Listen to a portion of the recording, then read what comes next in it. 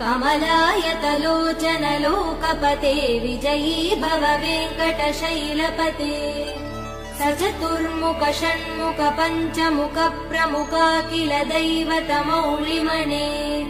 शरणागत वत्सल सारनिधे परिपालय मां वृषशैलपते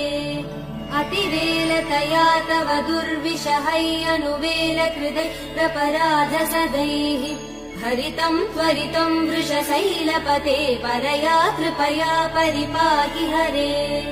अधिवेङ्कटशैलमुदारमते जनताभिमतादिकदानरतात् परदेवदया गदितान् निगमै कमलादयितान् परं कलये कलवेणुरवा वसगोपवधू शतकोटिवृतात् स्मरकोटिसमात् प्रतिवल्लविकाभिमदात् सुखदात् वसुदेव